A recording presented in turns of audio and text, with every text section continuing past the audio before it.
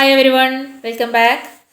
Plus 2 accountancy accounting for partnership എന്ന second chapter ആണല്ലോ നമ്മൾ പഠിച്ചുകൊണ്ടിരിക്കുന്നത്. Last class we were discussing about how to calculate interest on capital. ക്യാപിറ്റലിന് മുകളിൽ എങ്ങനെ interest calculate ചെയ്യാം എന്നുള്ളതാണ് ലാസ്റ്റ് ക്ലാസ്സിൽ നമ്മൾ ഡിസ്കസ് ചെയ്തിട്ടുണ്ടായിരുന്നത്. Interest on capital is generally calculated on opening balance of partners capital. പാർട്ട്നേഴ്സിൻ്റെ ഓപ്പണിംഗ് ബാലൻസ് ഓഫ് ക്യാപിറ്റൽ, അതായത് ക്യാപിറ്റലിൻ്റെ ഓപ്പണിംഗ് ബാലൻസിൻ്റെ മുകളിലാണ് ഇൻട്രസ്റ്റ് കാൽക്കുലേറ്റ് ചെയ്യുന്നത് നമ്മൾ ഡിസ്കസ് ചെയ്തിട്ടുണ്ടായിരുന്നു. അതുപോലെ തന്നെ ഇൻട്രസ്റ്റ് ഓൺ ക്യാപിറ്റൽ കാൽക്കുലേറ്റ് ചെയ്യാനുള്ള 4 കേസസും നമ്മളവിടെ പറഞ്ഞിട്ടുണ്ടായിരുന്നു. ആ 4 കേസസ് ആണ് first one, when there is no addition or withdrawal from capital. അതായത് പാർട്ട്ണറായിട്ട് ജോയിൻ ചെയ്യുന്ന സമയത്ത് കൊണ്ടുവരുന്ന ഒരു ക്യാപിറ്റൽ ഉണ്ട്, അതിനാണ് നമ്മൾ ഓപ്പണിംഗ് ബാലൻസ് എന്ന് പറയുന്നത്. അപ്പോൾ അതിന് പുറമെ മറ്റൊരു സംഖ്യയും കൂടെ കൊണ്ടുവരികയാണെന്നുണ്ടെങ്കിൽ അതിനാണ് നമ്മൾ അഡീഷൻ എന്ന് പറയുന്നത്. ആ കൊണ്ടുവന്ന ക്യാപിറ്റലിൽ നിന്നും വിഡ്രോ ചെയ്ത് കഴിഞ്ഞാൽ അതിനെ വിഡ്രോവൽ എന്നും പറയും. അപ്പോൾ അഡീഷനോ വിഡ്രോവലോ ഇല്ല എന്നുണ്ടെങ്കിൽ എങ്ങനെ ഇൻട്രസ്റ്റ് കാൽക്കുലേറ്റ് ചെയ്യാം? Second case, when there is additional capital, അതായത് ആദ്യമുള്ള ക്യാപിറ്റലിന് പുറമെ മറ്റൊരു ക്യാപിറ്റലും കൂടെ കൊണ്ടുവന്നു കഴിഞ്ഞാൽ എങ്ങനെ ഇൻട്രസ്റ്റ് കാൽക്കുലേറ്റ് ചെയ്യാം? If opening balance is not given, അതായത് ഓപ്പണിംഗ് ബാലൻസ് തന്നിട്ടില്ല എങ്കിൽ എങ്ങനെ കാൽക്കുലേറ്റ് ചെയ്യാം? അതായത് ഓപ്പണിംഗ് ബാലൻസിൻ്റെ മുകളിലാണ് ഇൻട്രസ്റ്റ് കാൽക്കുലേറ്റ് ചെയ്യേണ്ടത് നമ്മൾ പറഞ്ഞു. അപ്പോൾ ഓപ്പണിംഗ് ബാലൻസ് ഇല്ല എന്നുണ്ടെങ്കിൽ എന്ത് ചെയ്യണം? And last and fourth case, when there is withdrawal out of capital, അതായത് ക്യാപിറ്റലിൽ നിന്നും പാർട്ട്നേഴ്സ് വിഡ്രോ ചെയ്തിട്ടുണ്ടെങ്കിൽ അവിടെ ഇൻട്രസ്റ്റ് എങ്ങനെ കാൽക്കുലേറ്റ് ചെയ്യാം? ഇങ്ങനെ 4 കേസസ് ആണ് പഠിക്കാനുള്ളത്. അതിൽ കഴിഞ്ഞ ക്ലാസ്സിൽ നമ്മൾ ഫസ്റ്റ് കേസ് നമ്മൾ പഠിച്ചു, അതിലൊരു ക്വസ്റ്റ്യൻ ചെയ്തു. Today we shall discuss the second case, that is when there is additional capital. അതായത് അഡീഷണൽ ക്യാപിറ്റൽ ഉണ്ടെങ്കിൽ എങ്ങനെ ഇൻട്രസ്റ്റ് കാൽക്കുലേറ്റ് ചെയ്യാം എന്നുള്ളതാണ് ഇന്നത്തെ ക്ലാസ്സിൽ നമ്മൾ പഠിക്കാനായിട്ട് പോകുന്നത്. അപ്പം അത്തരമൊരു കേസിൽ ഇൻട്രസ്റ്റ് കാൽക്കുലേറ്റ് ചെയ്യേണ്ടത് എങ്ങനെയാണെന്ന് വെച്ച് കഴിഞ്ഞാൽ, ഫസ്റ്റ് ഓപ്പണിംഗ് ക്യാപിറ്റലിന് മുകളിലാണല്ലോ ഇൻട്രസ്റ്റ് കാൽക്കുലേറ്റ് ചെയ്യേണ്ടത്. അപ്പോൾ ഓപ്പണിംഗ് ക്യാപിറ്റലിന് 1 വർഷത്തേക്കും ഇൻട്രസ്റ്റ് കാണണം. അഡീഷനായിട്ട് കൊണ്ടുവരികയാണെന്നുണ്ടെങ്കിൽ എന്ത് ചെയ്യുക? അഡീഷനായിട്ട് കൊണ്ടുവരിക എന്ന് പറഞ്ഞാൽ ഒരു ചെറിയ എക്സാമ്പിളൂടെ പറഞ്ഞുതരാം. അതായത് ഒരു പാർട്ട്ണർ ഫേമിലേക്ക് വരുന്ന സമയത്ത് ക്യാപിറ്റൽ കൊണ്ടുവരും. ആ കൊണ്ടുവന്ന ക്യാപിറ്റലാണ് ഓപ്പണിംഗ് ബാലൻസ് എന്ന് പറയുന്നത്. അതാണ് 1,00,000 രൂപയാണെന്ന് കരുതുക, അസ്യൂം ചെയ്യാം. എന്നിട്ട് അത് കൊണ്ടുവന്നത് 2010 ജനുവരി 1-നാണ്. അത് കഴിഞ്ഞ് മെയ് 1-ാം തീയതി ആയപ്പോൾ അദ്ദേഹം മറ്റൊരു ക്യാപിറ്റലും കൂടെ കൊണ്ടുവരികയാണ്. അതായത് 50,000 രൂപയും കൂടെ കൊണ്ടുവന്നു കരുതാം. ആ 50,000 രൂപയാണ് നമ്മൾ അഡീഷണൽ ക്യാപിറ്റൽ എന്ന് പറയുന്നത്. അപ്പോൾ അവിടെ നമ്മൾ ഇൻട്രസ്റ്റ് കാൽക്കുലേറ്റ് ചെയ്യേണ്ടത് ആദ്യം കൊണ്ടുവന്ന 1,00,000 രൂപയ്ക്ക് 1 വർഷത്തേക്കും കാണണം, അഡീഷണലായിട്ട് കൊണ്ടുവന്ന 50,000 രൂപക്കും കാണണം. അപ്പോൾ അഡീഷണലായിട്ട് കൊണ്ടുവന്ന 50,000 രൂപയ്ക്ക് നമ്മൾ ഇൻട്രസ്റ്റ് കാൽക്കുലേറ്റ് ചെയ്യേണ്ടത് 1 വർഷത്തേക്ക് കാണാൻ പറ്റില്ല. കാരണം അത് എന്നാണോ കൊണ്ടുവന്നത് ആ ഡേറ്റ് മുതൽ ആ വർഷം ക്ലോസ് ചെയ്യുന്ന ഡേറ്റ് വരെയുള്ള കാലത്തേക്കാണ് അവിടെ ഇൻട്രസ്റ്റ് കാൽക്കുലേറ്റ് ചെയ്യാനായിട്ട് പറ്റുള്ളൂ. അതായത് മെയ് 1-ലാണല്ലോ കൊണ്ടുവന്നത്. അപ്പോൾ ജനുവരി 1 മുതൽ ഡിസംബർ 31 വരെയാണ് നമ്മുടെ ആ വർഷം. ഇയർ രണ്ടും ആവാം, ഒന്നുകിൽ ജനുവരി ടു ഡിസംബർ വരെയുള്ള ഇയർ ആവാം, അല്ലെങ്കിൽ ഏപ്രിൽ 1 ടു മാർച്ച് 31 ആവാം. നമ്മളിവിടെ എക്സാമ്പിൾ എടുത്ത ജനുവരി 1 ടു ഡിസംബർ 31. അപ്പോൾ മെയ് 1-നാണ് കൊണ്ടുവന്നത്. അപ്പോൾ മെയ് മുതൽ ഡിസംബർ വരെ എത്ര മാസമുണ്ട്? May, June, July, August, September, October, November, December. അപ്പോൾ 8 മാസമുണ്ട്. അപ്പോൾ ആ 8 മാസത്തേക്കാണ് എന്ത് ചെയ്യേണ്ടത്? ഇൻട്രസ്റ്റ് കാൽക്കുലേറ്റ് ചെയ്യേണ്ടത്. അപ്പോൾ അഡീഷൻ ഉണ്ടെന്നുണ്ടെങ്കിൽ 2 ഇൻട്രസ്റ്റ് കാണണം. അതായത് ഒന്ന് ഓപ്പണിംഗ് ക്യാപിറ്റലിന് മുകളിലുള്ള ഇൻട്രസ്റ്റും രണ്ടാമത്തത് അഡീഷണൽ ക്യാപിറ്റലിനുള്ള ഇൻട്രസ്റ്റും. അപ്പോൾ under this method interest on capital is calculated from the date of addition to the date of closing. അഡീഷൻ്റെ ഡേറ്റ് മുതൽ ക്ലോസിംഗ് ഡേറ്റ് വരെയുള്ള കാലത്തേക്കാണ് എന്ത് ചെയ്യേണ്ടത്? ഇൻട്രസ്റ്റ് കാൽക്കുലേറ്റ് ചെയ്യേണ്ടത്. അപ്പോൾ നമുക്കിനി ഇതിലൊരു ക്വസ്റ്റ്യൻ ചെയ്ത് നോക്കാം. Let's take a question. A and B are partners in a firm. എയും ബിയും ഒരു ഫേമിലെ പാർട്ട്നേഴ്സാണ്, 2 partners. Their capital accounts showed the balance on 1 January 2010. 2010 ജനുവരി 1-ന് അവരുടെ ക്യാപിറ്റൽ അക്കൗണ്ട് ബാലൻസ്, അതായത് 2010 ജനുവരി 1, അപ്പോൾ അതെന്താണ്? ഓപ്പണിംഗ് ബാലൻസ് ആണ്. As A rupees 30,000 and B rupees 20,000. A എന്ന് പറയുന്ന പാർട്ട്ണർ ഓപ്പണിംഗ് ബാലൻസ് ആയിട്ട് കൊണ്ടുവന്നത്, അതായത് ക്യാപിറ്റൽ അക്കൗണ്ട് ബാലൻസ് അദ്ദേഹത്തിൻ്റെത് 30,000 ആൻഡ് ബി റുപ്പീസ് 20,000. ബി എത്രയാണ് കൊണ്ടുവന്നിട്ടുള്ളത്? 20,000 രൂപയും. During the year 2010 A introduced additional capital of rupees 10,000 on 1 June 2010. അതായത് ആ 2010 തന്നെ എ എന്ന് പറയുന്ന partner introduced additional capital of ₹10,000 10,000 രൂപയും കൂടിയും അഡീഷണൽ ആയിട്ട് കൊണ്ടുവന്നു. എ ആദ്യം കൊണ്ടുവന്നത് എത്രയാണ്? 30,000 കൊണ്ടുവന്നത് എന്നാണ്? 2010 ജനുവരി 1-ന്. അതിന് പുറമെ 2010 ജൂൺ 1-ാം തീയതി എ എന്ന് പറയുന്ന പാർട്ണർ എന്ത് ചെയ്തു? അഡീഷണൽ ആയിട്ട് 10,000 രൂപീസും കൂടെ കൊണ്ടുവന്നു. And B brought in ₹15,000 on 1st July 2010. B എന്ന് പറയുന്ന പാർട്ണർ ആദ്യം കൊണ്ടുവന്നത് 20,000 ആണ്. അതിന് പുറമെ എന്ത് ചെയ്തു? ബി 2010 ജൂലൈ 1-ന് 15,000 രൂപയും കൂടി ആരും കൊണ്ടുവന്നിട്ടുണ്ട്? ബി എന്ന് പറയുന്ന പാർട്ണറും കൊണ്ടുവന്നിട്ടുണ്ട്. The interest on capital is allowed at the rate of 6% per annum. രണ്ടാൾക്കുള്ള ഇൻട്രസ്റ്റ് പലിശ എന്ന് പറയുന്നത് 6% ഒരു വർഷത്തിൽ. Accounts are closed on December 31st every year. എല്ലാ വർഷവും ഡിസംബർ 31-നാണ് എന്ത് ചെയ്യുന്നത്? അക്കൗണ്ട് ക്ലോസ് ചെയ്യുന്നത്. നമ്മൾ പ്രത്യേകം നോട്ട് ചെയ്യേണ്ട ഒരു കാര്യം അതാണ്. തന്ന ഇയർ ഏതാണെന്ന് നോക്കണം. ജനുവരി ടു ഡിസംബർ ആണോ ഏപ്രിൽ ടു മാർച്ച് വരെയുള്ള ഇയർ ആണോ തന്നത് നോക്കണം. അപ്പോൾ ഇവിടെ പറയുന്നു അക്കൗണ്ടിങ് ഇയർ ക്ലോസ് ചെയ്യുന്നത് എന്നാണ്? December 31st-നാണ്. അപ്പോൾ ജനുവരി 1 മുതൽ December 31st വരെയാണ് ഇവിടെ ഒരു ഇയർ എന്ന് പറയുന്നത്. Calculate the interest on capital to be allowed to A and B for the year 2010. നമ്മളോട് എന്താ കാൽക്കുലേറ്റ് ചെയ്യാൻ പറഞ്ഞത്?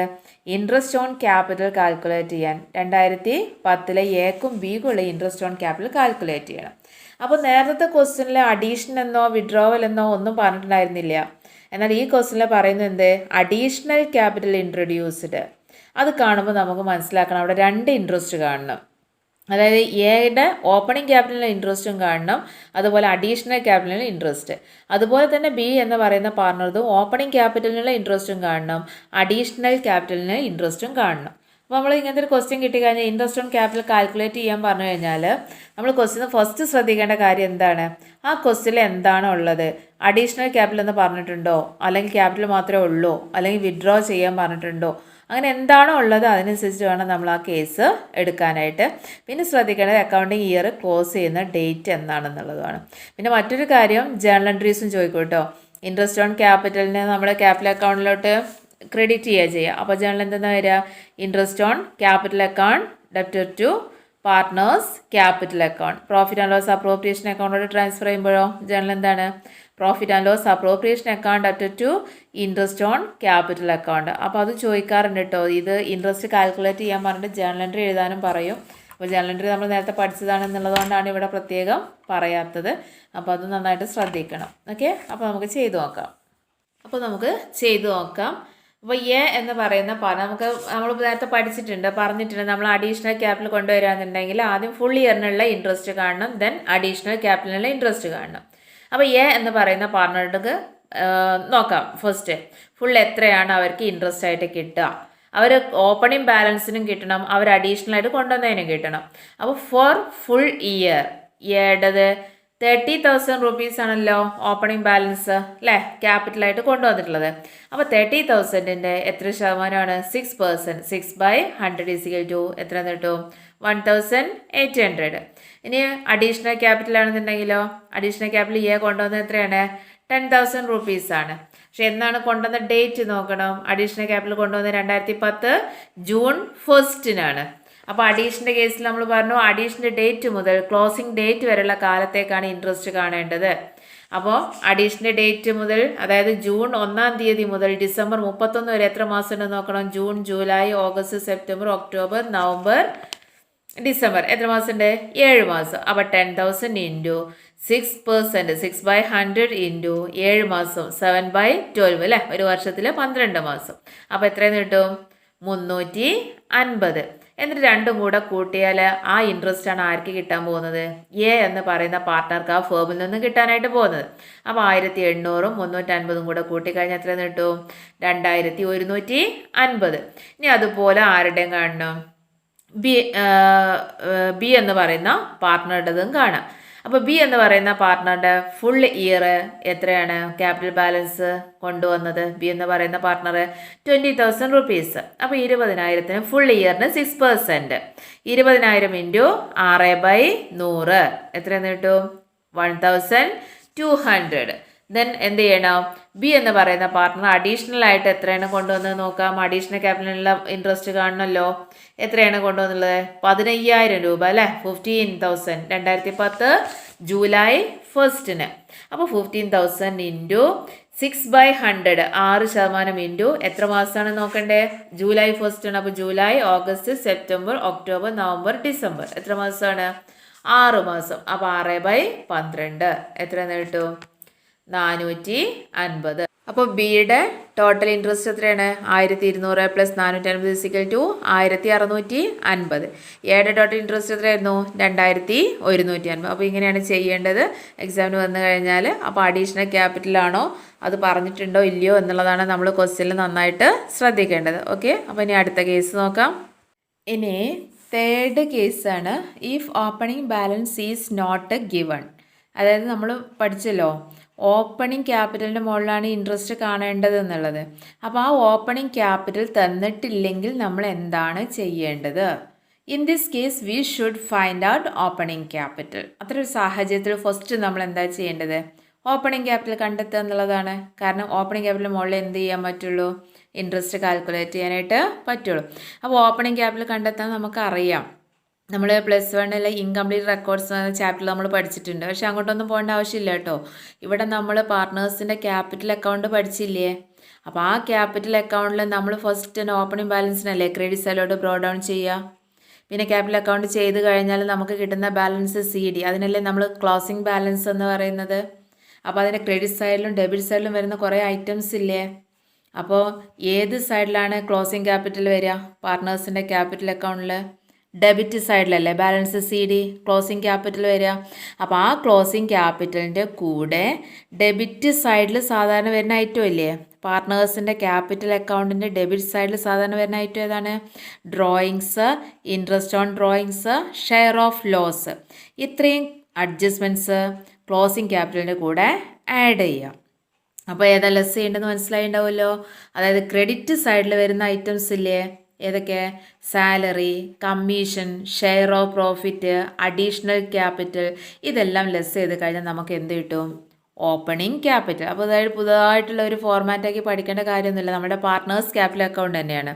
ക്യാപിറ്റൽ അക്കൗണ്ട് നമ്മൾ ചെയ്തു തുടങ്ങുന്ന ബാലൻസ് ബ്രോ ഡൗൺ വെച്ചിട്ട് ഓപ്പണിംഗ് ബാലൻസ് വെച്ചിട്ട് ലാസ്റ്റ് നമുക്ക് കിട്ടുന്ന balance closing balance carry down. Okay, അപ്പോൾ ഇവിടെ ആ ബാലൻസ് ബ്രോ ഡൗൺ എന്ന് പറയുന്ന ഓപ്പണിംഗ് ക്യാപിറ്റലാണ് തരാത്തത്.